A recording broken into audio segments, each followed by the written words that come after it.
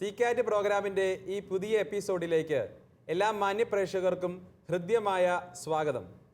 സാർവത്രിക സഭയുടെ മതബോധന ഗ്രന്ഥത്തെക്കുറിച്ച് ആഴത്തിൽ പഠിക്കുന്നതിന് വേണ്ടി തലശ്ശേരി അതിരൂപതയും ശാലോൺ ടെലിവിഷനും ചേർന്നൊരുക്കുന്ന പ്രോഗ്രാമാണ് സീക്കാറ്റ്. നമ്മുടെ ഈ പ്രോഗ്രാമിൽ ക്ലാസുകൾ നയിക്കുന്നതിനും നമ്മുടെ ചോദ്യങ്ങൾക്കും സംശയങ്ങൾക്കും ഉത്തരം നൽകുന്നതിനുമായി ഇവിടെ എത്തിച്ചേർന്നിരിക്കുന്നത് തലശ്ശേരി അതിരൂപതയുടെ സഹായമെത്രാനും ഭാരത ദൈവശാസ്ത്ര കമ്മീഷൻ അംഗവും സീറോ മലബാർ സഭയുടെ മാധ്യമ കമ്മീഷൻ ചെയർമാനുമായ അഭിവന്ദ്യമാർ ജോസഫ് പാംബ്ലാനി പിതാവാണ്. പിതാവിനെ ഏറ്റവും സ്നേഹത്തോടുകൂടെ ഈ പ്രോഗ്രാമിലേക്ക് സ്വാഗതം ചെയ്യുന്നു. അതുപോലെ ക്ലാസ്സിൽ പങ്കെടുക്കുവാനും തങ്ങളുടെ ചോദ്യങ്ങളും സംശയങ്ങളും ഉന്നയിക്കുവാനുമായി ഇവിടെ എത്തിച്ചേർന്നിരിക്കുന്നത് തലശ്ശേരി അതിരൂപതയിലെ തോമാപുരം ഫൊറോനയിലെ കുളിനീർ സെൻറ് ജോസഫ് ഇടവകയിലെ മതാധ്യാപകരും യുവജനങ്ങളുമാണ്. അവരെയും ഏറ്റവും സ്നേഹത്തോടുകൂടെ ഈ പ്രോഗ്രാമിലേക്ക് സ്വാഗതം ചെയ്യുന്നു. ഇന്നും നമ്മൾ ചർച്ച ചെയ്യുന്നത് 10 കൽപ്പനകളെക്കുറിച്ചാണ്. നമുക്ക് ക്ലാസ്സിലേക്കും ചർച്ചയിലേക്കും പ്രവേശിക്കാം. അടുത്തതാരാണ്? ഡോണയാണ്. ഡോണയുടെ ചോദ്യം എന്താണ്? പിതാവേ, 10 കൽപ്പനകൾ നിലനിൽക്കെ എന്തിനാണ് കത്തോലിക്ക സഭ തിരുസഭയുടെ കൽപ്പനകൾ 5 എണ്ണം പുതിയതായി നൽകുന്നത്? ഇത് 10 കൽപ്പനയുടെ അപൂർണത കൊണ്ടാണോ? എന്തെല്ലാം തരം സംശയങ്ങളാണ് മനുഷ്യനല്ലേ. അതുകൊണ്ട് 10 കൽപ്പന ഉണ്ടായിരിക്കവേ പിന്നെന്തിനാണ് ഈ 5 കൽപ്പനകളെ നൽകിയത് എന്നുള്ളതാണ് ഒരു ചോദ്യം അല്ലേ. 10 സാരി കയ്യിലുണ്ടായിരിക്കവേ പിന്നെ എന്തിനാ ഡോണ സാരി മേടിക്കാൻ പോയത് എന്ന് ചോദിച്ചാൽ എന്താണ് മറുപടി? എത്ര സാരി ഉണ്ടാകും കൃത്യമായി പറയണമെന്നില്ല, കുറേ സാരിയുണ്ട് അല്ലേ. അത് കയ്യിലുണ്ടായിരിക്കും, പിന്നെ എന്തിനാ വേറെ മേടിക്കാൻ പോയെന്ന് ചോദിച്ചാൽ അതിൻ്റെ മറുപടി എന്തായിരിക്കും? അത് തന്നെയാണ് ഇതിൻ്റെ ഉത്തരം. അതായത് 10 കൽപ്പനയ്ക്ക് വിരുദ്ധമല്ല ഈ 5 പ്രമാണങ്ങൾ. ഈ 10 കൽപ്പന തന്ന ദൈവം തന്നെ തിരുസഭയിലൂടെ നമുക്ക് 5 പ്രമാണങ്ങൾ, ഇത് രണ്ടും ഒരേ തലത്തിലല്ല മനസ്സിലാക്കേണ്ടത്.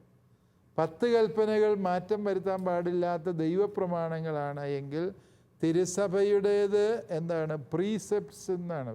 ഒന്ന് കമാൻമെൻ്റ് ആണെങ്കിൽ മറ്റൊന്ന് പ്രീസെപ്റ്റ് എന്നാണ് പറയുക. ഇംഗ്ലീഷിൽ അത് രണ്ടും 2 വാക്കുകളാണ് ഉപയോഗിക്കുന്നത്. എന്ന് പറഞ്ഞാൽ ഈ പറഞ്ഞതിൽ ഏതെങ്കിലും കാര്യങ്ങൾക്ക് മാറ്റം വരുത്താൻ സഭയ്ക്ക് അവകാശമുണ്ട്. മനസ്സിലാകുന്നു? അതായത് ഞായറാഴ്ചകളിലും കടവുള്ള ദിവസങ്ങളിലും മുഴുവൻ കുർബാനയിൽ പങ്കുകൊള്ളണം. അത് ദൈവപ്രമാണമല്ല, അതൊരു സഭാ നിയമമാണ്, സഭയുടെ അധികാരികൾ രൂപപ്പെടുത്തിയ നിയമമാണ്. അതുകൊണ്ട് അതിനെ ഏതെങ്കിലുമൊക്കെ രൂപത്തിൽ മാറ്റം വരുത്താൻ സഭയ്ക്ക് അവകാശമുണ്ട് താനും. ഇപ്പം ഞായറാഴ്ച കുർബാനയ്ക്ക് കാണാൻ പോകാത്തവർ, ഇപ്പം പാശ്ചാത്യ നാടുകളിലൊക്കെ നിയമമുണ്ട്, ശനിയാഴ്ച വൈകിട്ടത്തെ കുർബാന കണ്ടാലും മതി, അത് ഞായറാഴ്ച കടത്തിന് തുല്യമായ കുർബാനയാണ് എന്ന് പറഞ്ഞിട്ട്. അതുപോലെ അല്ലെങ്കിൽ നമ്മുടെ ഗൾഫ് നാടുകളിൽ അവർക്ക് ഞായറാഴ്ച പ്രവൃത്തി ദിവസമാണ്, വെള്ളിയാഴ്ചയാണ് അവർ കുർബാന വന്ന് കാണുന്നത്. അപ്പോൾ അവിടെ നിയമം ഉണ്ടാക്കിയിട്ടുണ്ട്, വെള്ളി, ശനി, ഞായർ എന്നീ ദിവസങ്ങളിൽ ഏതെങ്കിലും ഒരു ദിവസത്തെ കുർബാന കണ്ടാൽ ഞായറാഴ്ച കടത്തിന് തുല്യമാണ് എന്ന് പറഞ്ഞിട്ടുണ്ട്. അപ്പോൾ ഈ 10 പ്രമാണങ്ങൾക്ക് തുല്യമായ പ്രാധാന്യമുള്ളതല്ല തിരുസഭയുടെ കൽപ്പനകൾ എന്ന് നിങ്ങൾക്ക് മനസ്സിലാക്കാം. അതിന് മാറ്റം വരുത്താവുന്നതാണ്. മനസ്സിലാകും? തിരുസഭയുടെ കൽപ്പനകൾക്ക് മാറ്റം വരുത്താം. പക്ഷേ ഈ 10 പ്രമാണങ്ങൾ മാറ്റാൻ പറ്റിയാൽ, കൊല്ലരുത് എന്നുള്ള പ്രമാണം ഇടയ്ക്കിടയ്ക്ക് കൊല്ലാം എന്ന് മാറ്റാൻ പറ്റിയാൽ, മനസ്സിലായോ? അല്ലെങ്കിൽ ക്രിസ്തുമസ് കഴിഞ്ഞ് വരുന്ന ആദ്യത്തെ വെള്ളിയാഴ്ച കൊല്ലാം എന്ന് പറയാം. ഈ വെള്ളിയാഴ്ച മാംസം ഭക്ഷിക്കരുത് എന്നുള്ള നിയമത്തിന് 1-2 വെള്ളിയാഴ്ചകൾ എക്സെപ്ഷൻ കൊടുത്തിട്ടുള്ള പോലെ ഇതിന് എക്സെപ്ഷൻ ഇല്ല അല്ലേ. അല്ലെങ്കിൽ വിവാഹത്തെ സംബന്ധിച്ച നിയമങ്ങൾ, മറ്റ് മതസ്ഥരുമായുള്ള വിവാഹം പാടില്ല എന്ന് പറയുമ്പോൾ തന്നെ സഭ അതിന് ഒഴിവുകൾ കൊടുക്കുന്നുണ്ട്. ഇത് 10 പ്രമാണങ്ങൾക്ക് പകരവോ 10 പ്രമാണങ്ങൾ ദുർബലമായതുകൊണ്ടോ ഉണ്ടാക്കിയതല്ല എന്ന് കാണിക്കാൻ വേണ്ടിയാണ് ഞാനിത് ഈ രീതിയിൽ വ്യാഖ്യാനിക്കാൻ ശ്രമിച്ചത്. സഭയുടെ പ്രമാണങ്ങൾ എന്ന് പറയുമ്പോൾ ഉദ്ദേശിക്കുക സഭാജീവിതം കെട്ടുറപ്പോടുകൂടി മുമ്പോട്ട് കൊണ്ടുപോകുന്നതിന് സഭയ്ക്ക് ഉള്ളിൽ ഉള്ളവർ പാലിക്കേണ്ട നിയമങ്ങളാണ്. 10 പ്രമാണങ്ങൾ പറയുന്ന പലതും എന്താണ്? സഭയ്ക്കുള്ളിലുള്ളവർ മാത്രമല്ല എല്ലാ സൃഷ്ടികളും പാലിക്കേണ്ട നിയമങ്ങളാണ് എന്നുള്ള സത്യം ഓർക്കുക. അതുകൊണ്ട് ഇതിനെ കൂട്ടിക്കുഴയ്ക്കേണ്ട കാര്യമില്ല, അല്ലേ? 10 സാരി അവിടെ ഇരിക്കട്ടെ, അത് ആവശ്യമുള്ളപ്പോൾ കൊടുക്കാം, ഇപ്പം മേടിച്ചത് വേറെ സമയത്ത് കൊടുക്കാം, അങ്ങനെ ഈ പ്രശ്നം പരിഹരിക്കും. അടുത്ത ചോദ്യം ആരാണ്? ഓക്കെ, ആൽബർട്ടാണ്. ആൽബർട്ടിൻ്റെ ചോദ്യം എന്താണ് ആൽബർട്ട്? പിതാവേ, പഴയ നിയമത്തിൽ 10 കൽപ്പനകൾക്ക് പുറമെ മറ്റനേക നിയമങ്ങൾ നാം കാണുന്നുണ്ട്. എന്നാൽ പുതിയ നിയമത്തിൽ നാം ഇവയിൽ പലതും കാണുന്നില്ല. ഉദാഹരണത്തിന് ശുദ്ധീകരണ നിയമങ്ങൾ. ഇവയെപ്പറ്റി ഒന്ന് വിശദീകരിക്കാമോ? യെസ്, ആൽബർട്ട് പറഞ്ഞത് ശരിയാണ്. കുറേ നിയമങ്ങൾ പഴയ നിയമത്തിലുണ്ട്, അല്ലേ? അത് യഹൂദ വ്യാഖ്യാനങ്ങളിലൂടെ, റബ്ബിമാരുടെ പ്രബോധനങ്ങളിലൂടെ ഈ 10 കൽപ്പനകളെ 613 നിയമങ്ങളായി അവർ പുനരാഖ്യാനം ചെയ്തിരുന്നു. സാബത്തിൻ്റെ ആ നിയമത്തെ തന്നെ അവർ അനേകം നിയമങ്ങളാക്കി. സാബത്തിൽ എന്തെല്ലാം ചെയ്യാം, ചെയ്യരുത് എന്ന് പറഞ്ഞ് 39 നിയമങ്ങൾ അവരുണ്ടാക്കി വെച്ചു. അതുപോലെ തന്നെ കൈ കഴുകുന്നതിനെക്കുറിച്ച് ഒരു 5-6 നിയമം ഉണ്ടാക്കി. ആദ്യം വരുമ്പോൾ കൈ കമത്തിപ്പിടിച്ച് വെള്ളം ഒഴിക്കണം, പിന്നെ മലർത്തിപ്പിടിച്ച് വെള്ളം ഒഴിക്കണം, പിന്നെ വിരൽ പിഴിയണം. ഇങ്ങനെ നിയമങ്ങൾ ഉണ്ടായിക്കൊണ്ടിരുന്നു. വിവാഹത്തെ സംബന്ധിച്ച് അനേകം നിയമങ്ങളുണ്ടായി. വ്യഭിചാരത്തെ സംബന്ധിച്ച് നിയമങ്ങളുണ്ടായി. വിശുദ്ധീകരണം, അപ്പോൾ അതാണ് ആൽബർട്ട് പറഞ്ഞതുപോലെ ശുദ്ധീകരണ നിയമങ്ങൾ. അതും 10 കൽപ്പനയിലൊന്നും ഇല്ലാത്ത നിയമങ്ങളാണ്. ഈ ശുദ്ധീകരണ നിയമങ്ങളെക്കുറിച്ച് തന്നെ നമ്മൾ മനസ്സിലാക്കേണ്ടതുണ്ട്. പലതും മനുഷ്യനെ അശുദ്ധനായി കരുതി എന്നുള്ളത് കൊണ്ടല്ല. ഇപ്പോൾ യഹൂദ സങ്കല്പം അനുസരിച്ച് മനുഷ്യ ശരീരത്തിലെ ദൈവീക ഇടപെടലാണ് അവൻ്റെ ലൈംഗികത എന്നതാണ് യഹൂദ വിശ്വാസം. അതുകൊണ്ട് തന്നെ ശരീരത്തിലെ ഏറ്റവും പരിശുദ്ധമായ അവയവം എന്ന് അവർ കരുതിയിരുന്നത് ലൈംഗിക അവയവങ്ങളെയാണ്. ലൈംഗിക അവയവങ്ങൾ അത്രമേൽ വിശുദ്ധമാണ്. കാരണം ദൈവത്തിൻ്റെ സൃഷ്ടികർമ്മത്തിൽ പങ്കാളികളാകുന്നത് ഈ അവയവങ്ങൾ ഉപയോഗിച്ചുകൊണ്ടാണ്. അതുകൊണ്ടാണ് അതിന് അത്രമേൽ പ്രാധാന്യം. അതുകൊണ്ട് തന്നെ ഈ ലൈംഗിക മേഖലയിലെ ഏതെങ്കിലുമൊക്കെ വീഴ്ചകളുണ്ടായാൽ അതിനെ ഗൗരവമായി കരുതിയിരുന്നു.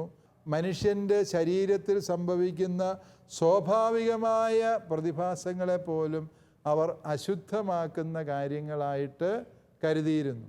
ഒരു സ്ത്രീക്ക് ഉണ്ടാകുന്ന മാസമുറകളെയോ അല്ലെങ്കിൽ ഒരു പുരുഷനുണ്ടാകുന്ന രാത്രിയിൽ സംഭവിക്കുന്ന ചില സ്ഖലനങ്ങളെ പോലും അശുദ്ധമായി കരുതുന്ന ഒരു രീതി അവിടെ ഉണ്ടായിരുന്നു. വാസ്തവത്തിൽ അതൊരു വ്യക്തിയെ അശുദ്ധമാക്കുന്നു എന്നുള്ളതിനേക്കാൾ ഉപരി ആ വ്യക്തിയിൽ ദൈവം പ്രത്യേകമാം വിധത്തിൽ സന്നിഹിതമായി, അതുകൊണ്ട് ആ വ്യക്തിയെ മറ്റുള്ളവർ ആദരവോടെ കരുതലോടെ വേണം സമീപിക്കാൻ എന്നുള്ള അർത്ഥത്തിലാണ് ഈ അശുദ്ധിയെ നമ്മൾ മനസ്സിലാക്കേണ്ടത്. ഇതിൻ്റെ അർത്ഥം മനസ്സിലാക്കാതെ നോക്കുമ്പോഴാണ് പലപ്പോഴും ഈ ശുദ്ധീകരണ നിയമങ്ങൾ ഒരുതരം മുരഞ്ഞ നിയമങ്ങളായിട്ട് ഇന്ന് ബൈബിൾ അത് വായിക്കുമ്പം തന്നെ നമുക്ക് തോന്നും. പല സ്ത്രീകളും ബൈബിൾ ക്ലാസ്സുകളിൽ എന്നോട് ചോദിച്ചിട്ടുണ്ട്, ഈ വൃത്തികേടൊക്കെ ഇവിടുന്ന് പണ്ടേ മാറ്റിക്കൂടെ? സ്ത്രീകൾ സ്വാഭാവികമായും സംഭവിക്കുന്ന ഈ വിഷയമെല്ലാം പാപമാണ്, അവൾ അശുദ്ധയാണ് എന്നൊക്കെ പറയുന്നത് തോന്നിവാസമല്ലേ, അല്ലേ? പ്രത്യേകിച്ച് ഈ കാലഘട്ടത്തിൽ സ്ത്രീ വിമോചനക്കാർ ഇത്തരം കാര്യങ്ങൾക്ക് അമിത പ്രാധാന്യം കൊടുക്കുമ്പോൾ ഈ ബൈബിളൊക്കെ കത്തിക്കണം എന്ന് വാദിക്കുന്ന പെണ്ണുങ്ങളെ ഞാൻ കണ്ടിട്ടുണ്ട്. പക്ഷേ യഥാർത്ഥത്തിൽ ബൈബിൾ ഉദ്ദേശിക്കുന്നത് അത് സ്ത്രീയെ മലിനയാക്കി എന്നുള്ള അർത്ഥത്തിലല്ല ഉപയോഗിക്കുന്നത്. മറിച്ച് അവളിൽ ദൈവം സന്നിഹിതമാകുന്ന സവിശേഷ അവസരം എന്ന രീതിയിലാണ് ഈ യാഥാർത്ഥ്യങ്ങളെ മനസ്സിലാക്കിയിരുന്നത്. അതുകൊണ്ടാണ് ഈ അശുദ്ധമാക്കി എന്നുള്ളതിനേക്കാൾ ഉപരി ദൈവസാന്നിധ്യമുള്ള വ്യക്തികളിൽ നിന്ന് മറ്റുള്ളവർ നിശ്ചിതമായ ക്രമങ്ങളിൽ അകലം പാലിക്കണം എന്നുള്ള ഒരു സങ്കല്പമാണ് പലപ്പോഴും ഇതിൻ്റെയൊക്കെ അടിസ്ഥാനമായി നിലകൊള്ളുന്നത് എന്ന് ചിന്തിച്ചാൽ മതി. ഏതാണെങ്കിലും ഇങ്ങനെ നിയമങ്ങൾ 10 അല്ല 613 എണ്ണം അവരുണ്ടാക്കിയിരുന്നു എന്ന് മനസ്സിലാക്കുക. ആ നിയമങ്ങൾ അത്രയും മനുഷ്യനെ ഭാരപ്പെടുത്തുന്ന അവസ്ഥയിലെത്തിയപ്പോഴാണ് ഈശോ മിശിഹ വന്ന് മനുഷ്യന് ഒരേ ഒരു നിയമമേ ഉള്ളൂ, അത് സ്നേഹിക്കുക എന്ന നിയമമാണ് എന്ന് പഠിപ്പിക്കാൻ ഇടവന്നതിൻ്റെയും പശ്ചാത്തലം അതാണ്. പിതാവേ, ഇതിനോട് കണക്ട് ചെയ്ത് ഞാൻ വേറൊരു ചോദ്യം കൂടി ചോദിച്ചോട്ടെ. ഈ സാബത്ത് നിയമങ്ങളിൽ ഒരു യഹൂദന് അനുവദിക്കുന്ന ഒരു ദൂരമാണ് നടക്കാൻ പാടുള്ളത്. അതിനെ സാബത്ത് ദൂരം എന്നാണ് പറയുന്നത്. അത് ഒന്ന് വിശകലനം ചെയ്യാമോ? യെസ്, സാറിന് ചില കൗതുകങ്ങളും ജിജ്ഞാസകളും കൂടുതലുണ്ട് അല്ലേ ഐസൻ സാറിന്. അപ്പോൾ ഈ സാറ് ചോദിച്ചത് വളരെ ശരിയാണ്. സാപത്തിൽ നടക്കാവോ എന്ന് ചോദിച്ചാൽ നടക്കാം. അതൊരു നിശ്ചിത ദൂരമേ നടക്കാൻ പാടുള്ളൂ. പക്ഷെ അത് യഹൂദർക്ക് എല്ലാവർക്കും ഒരേ നിയമമായിരുന്നോ എന്നുള്ള കാര്യത്തിൽ തർക്കമുണ്ട്. എങ്കിലും പൊതുവെ അംഗീകരിക്കപ്പെട്ടിരുന്നത് 300 ചുവടുകൾ നടക്കാം. അതിൽ കൂടുതൽ എവിടെയെങ്കിലും എത്തുമ്പോൾ 300 ചുവടായിപ്പോയാൽ അവിടെ നിൽക്കണം, പിന്നെ തിരിച്ചു നടക്കാൻ പറ്റിയത്. അതുകൊണ്ട് ആരും അധികം നടക്കാതെ അവിടെ തന്നെ ഇരിക്കലാണ് പതിവ് വീട്ടിൽ. കാരണം ചുവടെണ്ണുമ്പോൾ വല്ലതും തെറ്റിപ്പോയാൽ പാപമാവും. അതുകൊണ്ട് നടന്നു പോയാൽ അതിലും വലിയ പ്രശ്നമാണ്. അവർ ഡ്രൈവ് ചെയ്യാൻ പാടില്ല. അങ്ങനെ ഇപ്പോൾ സിനഗോഗിൽ പോകാനാണെങ്കിൽ പോലും ഇപ്പോഴും ഈ അമേരിക്കയിലൊക്കെയുള്ള യൂതന്മാർ അവർ സാബത്ത് ദിവസമാണെങ്കിൽ അവർ വഴിയിൽ ഇറങ്ങി നിന്ന് വെറുതെ കൈ കാണിക്കും വരുന്ന വണ്ടിക്കല്ല. വീട്ടിൽ 10 മെഴ്സിഡസ് ബെൻസ് ഉണ്ടെങ്കിൽ പോലും അവനൊന്നും ഓടിക്കുകയല്ല. കാരണം അതെന്താണ്, അത് പ്രവൃത്തിയാണ് വണ്ടി ഓടിക്കുക. പകരം വീട്ടിൽ നിന്ന് പുറത്തേക്ക് ഇറങ്ങി 10 ചുവട് നിൽക്കുക, വരുന്ന എല്ലാ വണ്ടിക്കും കൈ കാണിക്കുക. പിന്നെ ഇവരുടെ വേഷമൊക്കെ കാണുമ്പോൾ എല്ലാവർക്കും അറിയാം ഇവർ ഈ പണിക്ക് വേണ്ടിയാണ്, സിനഗോഗിൽ പോകാൻ വേണ്ടിയാണ് കൈ കാണിക്കുന്നത് എന്ന്. അങ്ങനെ കയറ്റി ഇറക്കി വിടും. ആ രീതിയിൽ ഇപ്പോഴും അത് പാലിക്കുന്നവരുണ്ട്. അത് ഓരോ പ്രദേശങ്ങളിലും ഓരോ വിഭാഗങ്ങളിലും ഈ ദൂരത്തിന് വ്യത്യാസങ്ങളുണ്ട്. എങ്കിലും പരമ്പരാഗതമായി കരുതപ്പെട്ടിരുന്നത് ഒരു 300 ചുവട് വയ്ക്കാം. ഇത് 300 അടിയാണോ 300 മീറ്ററാണോ എന്നൊക്കെയുള്ള തർക്കങ്ങൾ ഇവരുടെ ഇടയിൽ തന്നെ ഉണ്ട്. അതുകൊണ്ട് അതിന് കൃത്യം ഇത്ര എന്നുള്ളൊരു ഉത്തരം പറയാൻ ഇപ്പോൾ ബുദ്ധിമുട്ടാണ്. ഉത്തരം വ്യക്തമായല്ലോ അല്ലേ? ഓക്കെ, അടുത്ത ചോദ്യം ആരാണ്? Okay sister. പിതാവേ, ഇതിനോടനുബന്ധിച്ച് എനിക്കുള്ളൊരു സംശയം. തിരക്കേറിയ ഇന്നത്തെ സാഹചര്യത്തിൽ സാബത്ത് ദിവസം തുണി അലക്കരുത് അല്ലെങ്കിൽ പ്രത്യേകമായി ജോലികൾ ചെയ്യരുത് എന്നൊക്കെ നിർദ്ദേശിക്കാറുണ്ടല്ലോ. വിദ്യാഭ്യാസം, ആതുര ശുശ്രൂഷ അങ്ങനെയുള്ള മേഖലകളിലൊക്കെ ശുശ്രൂഷ ചെയ്യുന്ന ഞങ്ങളെ സംബന്ധിച്ചിടത്തോളം ഞായറാഴ്ചകളിൽ ഒരു അല്പസമയം കിട്ടാറുള്ളൊരു ദിവസം അന്ന് ഇങ്ങനെയുള്ള ജോലികൾ ചെയ്യരുത് എന്ന് പറയുമ്പോൾ പലപ്പോഴും ഞങ്ങൾക്ക് ബുദ്ധിമുട്ടായിട്ട് തോന്നാറുണ്ട്. യെസ്, ഇത് വളരെ പ്രസക്തമായൊരു ചോദ്യമാണ് സിസ്റ്റർ ചോദിച്ചത്. ഞായറാഴ്ച തുണി അലക്കാവോ എന്നൊരു ചോദ്യം ചോദിച്ചാൽ തീർച്ചയായും തുണി അലക്കുന്നത് ഞായറാഴ്ച ആചരണത്തിന് ലംഘനമല്ല. അതായത് ഈ എന്താണ് സഭയുടെ കൽപ്പന അതേ സംബന്ധിച്ചുണ്ട്. ഞായറാഴ്ചകളിലും കടവുള്ള ദിവസങ്ങളിലും മുഴുവൻ കുർബാനയിൽ പങ്കുകൊള്ളണം. അന്ന് വിലക്കപ്പെട്ട ജോലികൾ ചെയ്യരുത്. എന്താണ് ഈ വിലക്കപ്പെട്ട ജോലികൾ എന്നുള്ളതും കൂടി നമ്മൾ മനസ്സിലാക്കുക. വിലക്കപ്പെട്ട ജോലികൾ എന്ന് പറഞ്ഞാൽ എല്ലാ ജോലിയും ഒന്നും വിലക്കിയിട്ടില്ല എന്ന് അതിൻ്റെ അർത്ഥം അല്ലേ. അതായത് ഒരു വ്യക്തിക്ക് ഞായറാഴ്ചയും കൂടി പണിയെടുത്താൽ മാത്രമേ ആ വ്യക്തിയുടെ കുടുംബത്തിൻ്റെ ഉപജീവനം നടക്കൂ, അല്ലെങ്കിൽ പഞ്ഞം കിടക്കും പിള്ളേർ എന്ന സാഹചര്യമാണ് എങ്കിൽ ഞായറാഴ്ച കുർബാന കഴിഞ്ഞ് ആ വ്യക്തിക്ക് ജോലി ചെയ്യാം എന്ന് സഭ അനുവദിക്കുന്നുണ്ട്. അതുകൊണ്ട് യഹൂദരുടെ അന്നത്തെ പോലെ 300 ചുവട് നടന്നു കഴിഞ്ഞ് വെച്ചിട്ട് അയ്യോ 300 ആയല്ലോ എന്ന് പറഞ്ഞ് കുറ്റിയടിച്ച് അവിടെ നിൽക്കേണ്ട കാര്യം പുതിയ നിയമത്തിലില്ല. ഇവിടെ സഭ വളരെ കരുണയോടെയുള്ള സമീപനമാണ് സ്വീകരിച്ചിരിക്കുന്നത്.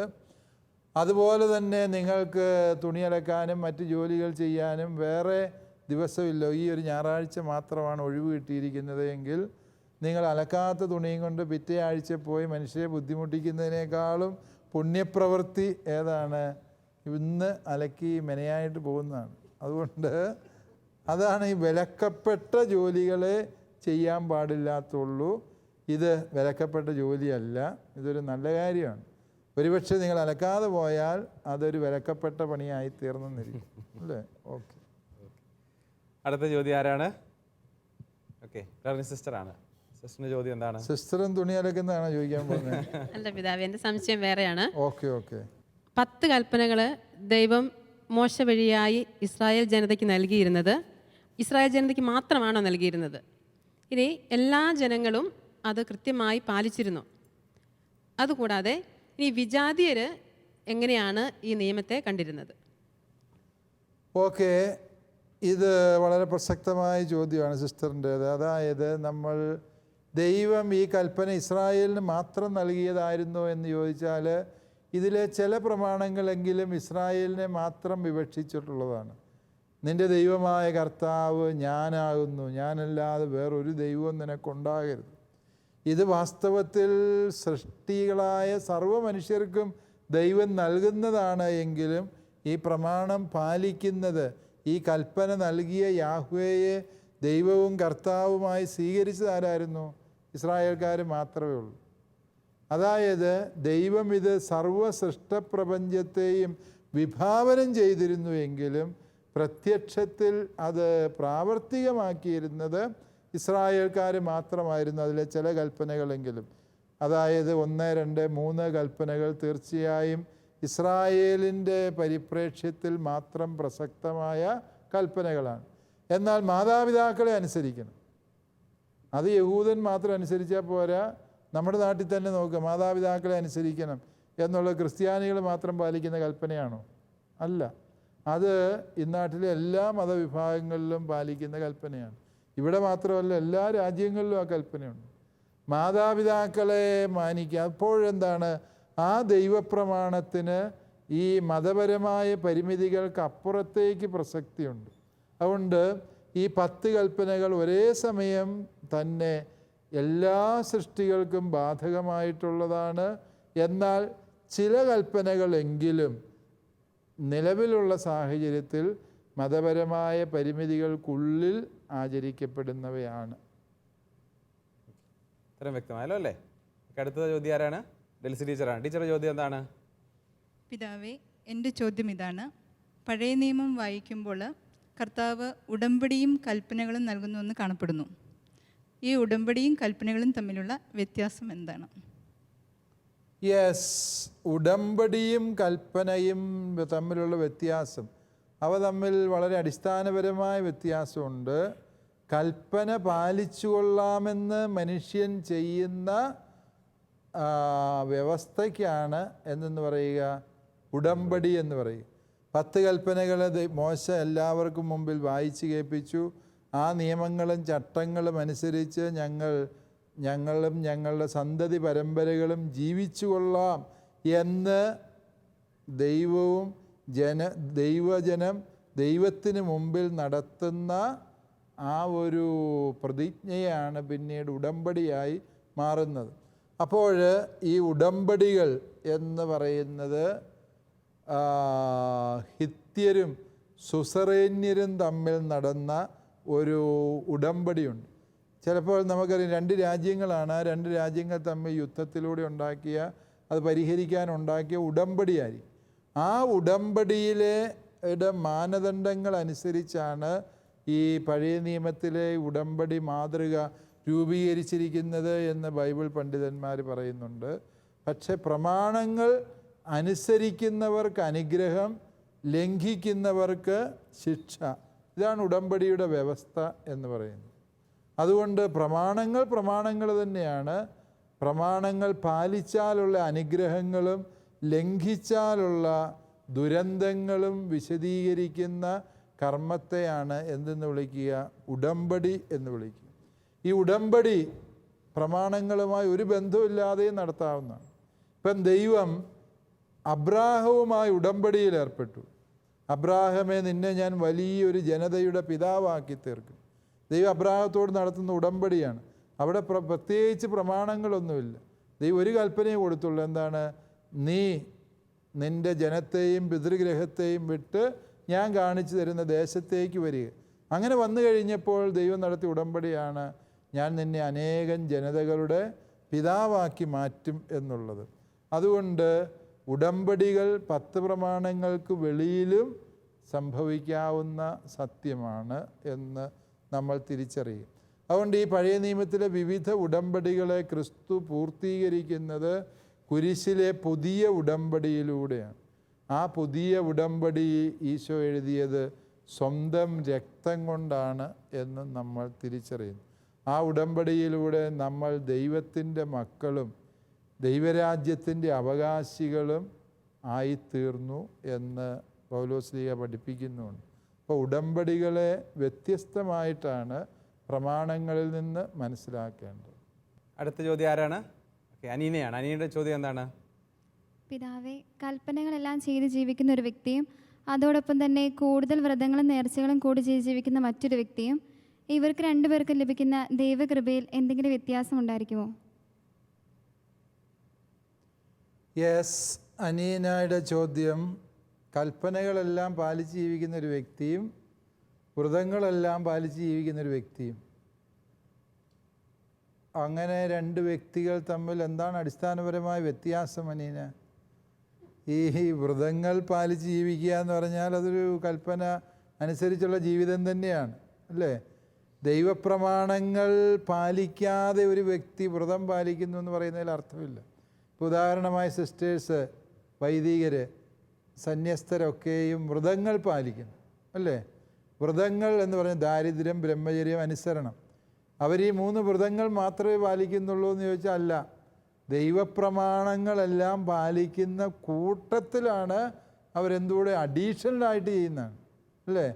അതും കൂടി കൂടുതലായി അവർ പാലിക്കുന്നു എന്നുള്ളതാണ് ദാരിദ്ര്യം, ബ്രഹ്മചര്യം, അനുസരണം എന്ന് പറയുന്നത്. അതുകൊണ്ട് വ്രതങ്ങൾ പാലിക്കുന്ന ഒരു വ്യക്തിയും അതുപോലെ ദൈവപ്രമാണങ്ങൾ പാലിക്കുന്ന വ്യക്തിയും എന്ന് പറഞ്ഞാൽ രണ്ട് വിരുദ്ധ വിഭാഗത്തിൽപ്പെട്ടവരല്ല, രണ്ടും ഒരേ വിഭാഗത്തിൽപ്പെട്ടവരാണ്. അനീന എന്താണ് ഉദ്ദേശിച്ചത് എന്നെനിക്ക് പൂർണ്ണമായി മനസ്സിലായിട്ടില്ല. അതായത് ഒരുപക്ഷെ അനീന ഉദ്ദേശിച്ചത് ഇതാണോ? അതായത് 10 കൽപ്പനകളോടൊപ്പം വ്രതങ്ങളും കൂടെ ചെയ്യുന്ന വ്യക്തികൾക്ക്, അതോടെ ചെയ്യുന്നവർക്ക് എന്താ കൂടുതൽ കിട്ടുന്നതെന്ന് അതാണ് ഉദ്ദേശിച്ചത്. യെസ്, കൂടുതലായി കിട്ടാൻ എല്ലാവർക്കും സ്വർഗമാണ് പരമാവധി കിട്ടാൻ പോകുന്നത്, അല്ലേ? അതുകൊണ്ട് ഈ സ്വർഗീയ വഴിയിലൂടെ നടക്കുമ്പോൾ വ്രതബദ്ധമായ ജീവിതം നയിക്കുന്നവർക്ക് കൂടുതൽ സുരക്ഷിതമായ ഒരു സ്വർഗയാത്ര സാധ്യമാകുന്നു എന്നാണ് സഭ പഠിപ്പിക്കുന്നത്. കാരണം ഈ പ്രമാണങ്ങൾ അത്രയും എന്താണ്, സ്വർഗത്തിലേക്കുള്ള നമ്മുടെ യാത്രയെ സുഗമമാക്കുന്നു എന്നതാണ് അതിൻ്റെ പിന്നിലെ സങ്കല്പം. ആ നിയമങ്ങളെ കൂടുതൽ കർക്കശമായി അനുഷ്ഠിക്കാനുള്ള ഒരു തീരുമാനമാണ് വ്രതബദ്ധമായ സമർപ്പിത ജീവിതം എന്ന് പറയുന്നത്, അല്ലേ? അതുകൊണ്ട് സ്വർഗത്തിലേക്കുള്ള യാത്രയെ കൂടുതൽ സുരക്ഷിതവും സുനിശ്ചിതവുമാക്കുന്നതിന് ഈ വ്രതബദ്ധമായ ജീവിതം സഹായകമാകും. ഇന്ന് നമ്മൾ ചർച്ച ചെയ്തത് ദൈവപ്രമാണങ്ങളെക്കുറിച്ചാണ്. നമ്മുടെ ഈ ചർച്ചയിൽ പങ്കെടുക്കുകയും നമ്മുടെ ചോദ്യങ്ങൾക്കും സംശയങ്ങൾക്കും ഉത്തരം നൽകുകയും ചെയ്ത അഭിവന്ദ്യ മാർ ജോസഫ് പാംപ്ലാനി പിതാവിന് ശാലോം ടിവിയുടെ പേരിലുള്ള ഹൃദയം നിറഞ്ഞ നന്ദി അറിയിക്കുന്നു.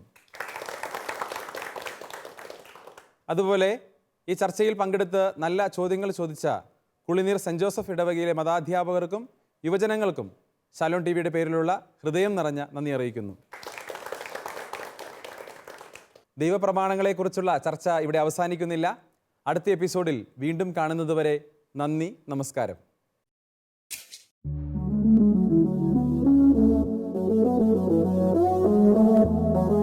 CCAT പ്രോഗ്രാമിന്റെ മുൻ എപ്പിസോഡുകൾ കാണുവാൻ ലോഗോൺ ചെയ്യൂ www.shalomtv.tv/ccat.